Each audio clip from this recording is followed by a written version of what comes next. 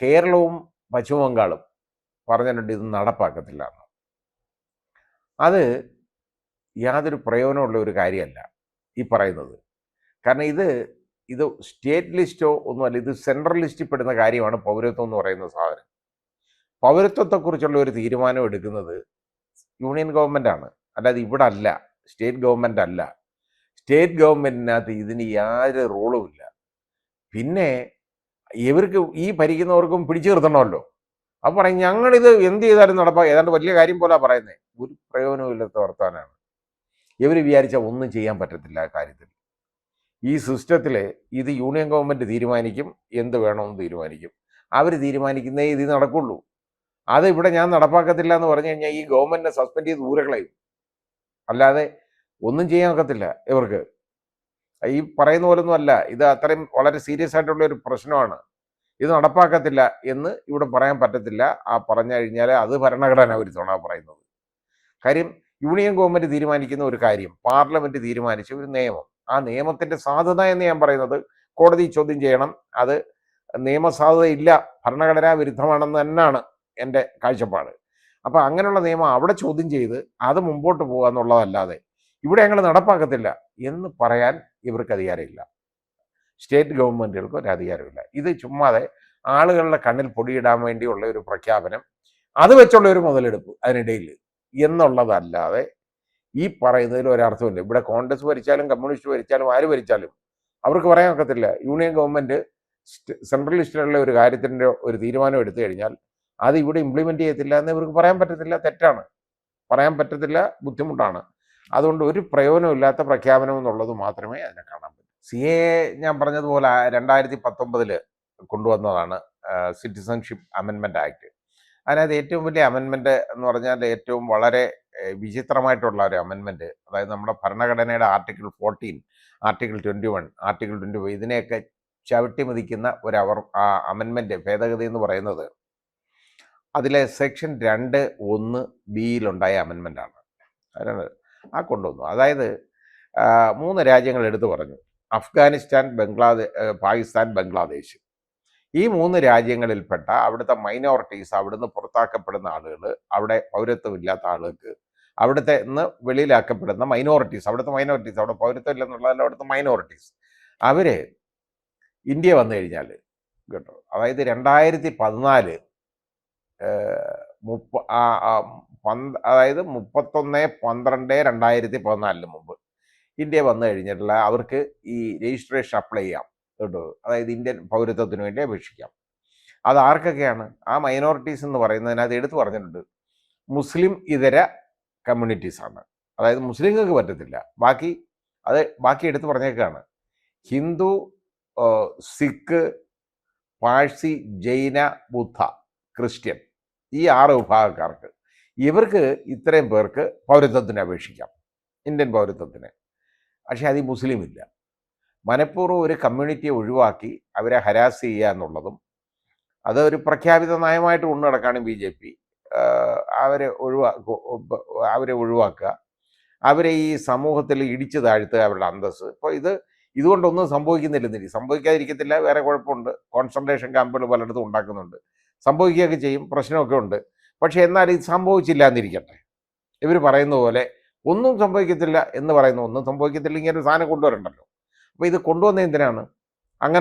അങ്ങനെയാണെന്നുണ്ടെങ്കിൽ ഒരു വിഭാഗത്തിന്, ഒരു ജനതയുടെ ഒരു വിഭാഗത്തിനെ ആ സമൂഹത്തിൽ മറ്റുള്ളവരുടെ മുമ്പിൽ അവർക്ക് അവമതിപ്പ് ഉണ്ടാകത്തക്കൊണ്ട് അവരെ ഇടിച്ചു താഴ്ത്തുക, അവരുടെ മുറയിൽ തകർക്കുക, ഇതൊക്കെയാണ് ഉദ്ദേശിക്കുന്നത്. അങ്ങനെ ഉണ്ടെങ്കിൽ അത് മാത്രമൊന്നും അല്ല ഉദ്ദേശിക്കുന്നത്, വേറെ ഇതിനപ്പുറത്തോട്ടുള്ള കാര്യങ്ങൾ ഉദ്ദേശിക്കുന്നുണ്ട്. അപ്പോൾ ഇത് കൊണ്ടുവന്നു, വലിയ പ്രശ്നമുണ്ടായി. അപ്പോൾ എന്താ, അത് സുപ്രീം കോടതിയിൽ അതിന് ചലഞ്ച് ചെയ്തുകൊണ്ട് കേസിന് പോയിട്ട് അവരത് ഇത് സ്റ്റേ ചെയ്യണമെന്ന് പറഞ്ഞു. അപ്പോൾ ഇങ്ങനെ ഒരു അമെൻമെൻറ്റ് ഇതുപോലെ സ്റ്റേ ചെയ്യണമെന്നുണ്ടെങ്കിൽ അത് വളരെ ഒരു സ്ട്രിക്റ്റ് ആയിട്ടുള്ള ഒരു കാര്യമാണ്. അത് നോക്കും, വളരെ നല്ല ഇതായിട്ട് അതിൻ്റെ അത്യാവശ്യം ഉണ്ടെങ്കിൽ മാത്രമേ അത് സ്റ്റേ ചെയ്യാറുള്ളൂ. അപ്പോൾ സുപ്രീം കോടതി ചോദിച്ചു, നിങ്ങളിപ്പോൾ ഇത് നടപ്പാക്കുന്നുണ്ടോയെന്ന് ചോദിച്ചു. ഇല്ല, ഇത് കൊണ്ടുവന്നേ ഉള്ളൂ, നടപ്പാക്കുന്നില്ല. ഇപ്പോൾ നടപ്പാക്കുന്നില്ല, അതിന് നോട്ടിഫിക്കേഷൻ വേണം, റൂൾസ് ഫ്രെയിം ചെയ്യണം, അതൊന്നും ആയിട്ടില്ല. അപ്പോൾ ഇപ്പോൾ ആവശ്യമില്ല.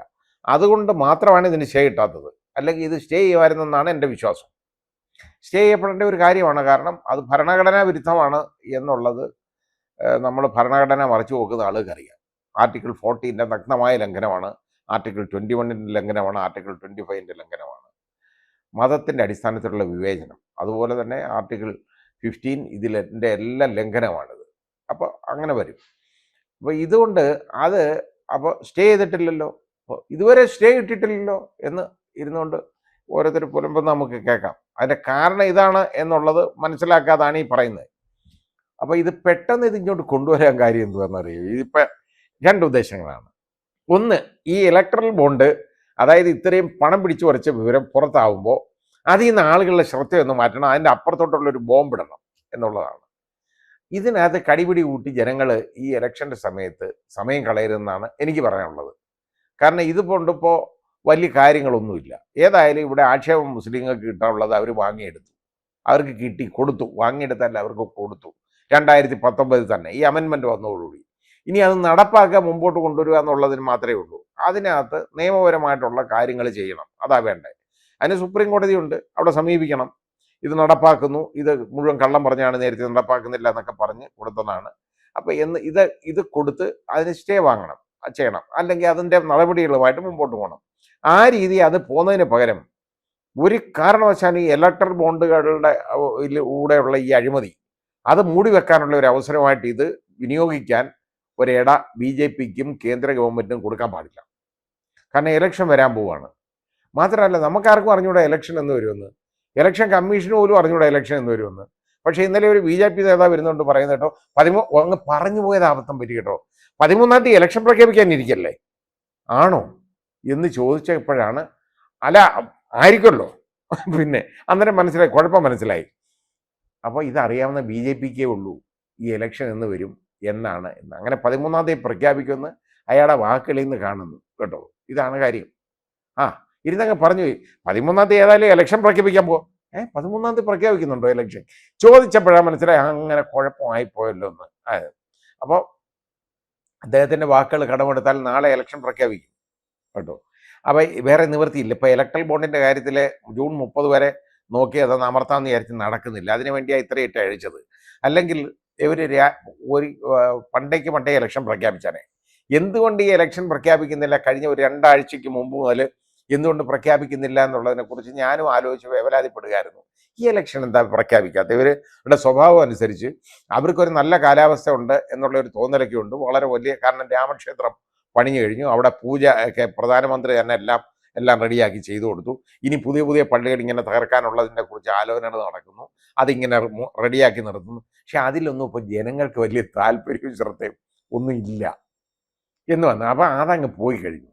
ഇനി കേട്ടോ അപ്പോൾ ഇനി പുതിയതായിട്ട് എന്തെങ്കിലുമൊക്കെ പുതിയ കാര്യങ്ങൾ വേണം. അങ്ങനെ ഇരുന്നപ്പോഴാണ് ഈ ഒരൊറ്റ അടി വരില്ല, ഈ ഇലക്ട്രൽ ബോണ്ടിൻ്റെ ഇങ്ങനെ വന്നു. അതിനെതിരെ വീതി വന്നിട്ട് ഇത് പുറത്താക്കണം. അതുകൊണ്ടാണ് ഇത് മിണ്ടാതെ ഇപ്പോൾ ഇലക്ഷനെ കുറിച്ചൊന്നും പ്രഖ്യാപിക്കാതെ വെച്ചുകൊണ്ടിരുന്നത്. പക്ഷേ അത് ഇന്നലെ വരെ നോക്കിയതാ. ഇന്നലെ എങ്കിലും ഒരു പ്രതീക്ഷ ഉണ്ടായിരുന്നു, ചിലപ്പോൾ ഇതങ്ങ് നടന്നു പോകുന്നു. ഇങ്ങനെ ഈ സുപ്രീം കോടതിയിൽ ഇരിക്കുന്ന പൊട്ടന്മാരാണ്, അവർ അനങ്ങാതെ ഇത് കൊടുക്കും എന്നുള്ളൊരു ധാരണയുണ്ടായിരുന്നു. വിധി പ്രഖ്യാപിച്ചാണ്, ഇന്ത്യയിലെ പരമോന്നത കോടതി പ്രഖ്യാപിച്ച വിധിയാണ്. ആ വിധി നടപ്പാക്കാതെ, അതൊന്നും കൊടുക്കാതെ SBI കൊണ്ട് പതുക്കെ ഒരു അപേക്ഷ കൊടുപ്പിച്ചു. അവർക്ക് വലിയ ജോലിഭാരമാണ്, അവർക്ക് ഇവിടുന്ന് രാവിലെ പകലാവും, രാത്രി ഈ നേരെ ഇരുട്ടും. ഇതൊക്കെ പറഞ്ഞാൽ അത് അങ്ങ് അടപ്പൂരി എങ്ങനെയെങ്കിലും രക്ഷപ്പെട്ടു പോകാം എന്നുള്ള ഒരു ധാരണയിലാണ് ഒരു പ്രശസ്തനായ അഭിഭാഷകനെ കൊണ്ട് അത് അങ്ങോട്ട് വാദിപ്പിക്കാൻ പോയത്. ഇന്നലെ അത് എടുത്തപ്പം മുതൽ തന്നെ കാര്യങ്ങൾ മനസ്സിലായി. അതിൻ്റെ കാര്യം,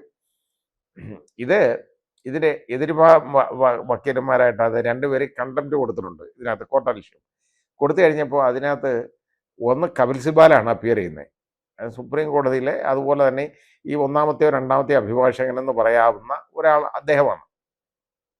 അപ്പോൾ ഞങ്ങൾക്ക് ചിലത് പറയാനുണ്ടെന്ന് പറഞ്ഞു, here we are going to dictate a judgement, ഞങ്ങളൊരു ഓർഡർ ഡിക്റ്റേറ്റ് ചെയ്യാൻ പോവാണ്. അപ്പോൾ അതിൻ്റെ ഇടയിൽ എന്തെങ്കിലും ഫാക്ച്വലായിട്ടുള്ള എറർ വല്ലതും ഉണ്ടെന്നുണ്ടെങ്കിൽ യു ക്യാൻ പോയിന്റ് ഔട്ട്, കാണിച്ചാൽ മതി. കാരണം ഇവരുടെ വാദം പോലും കേൾക്കേണ്ട സുപ്രീം കോടതിക്ക്.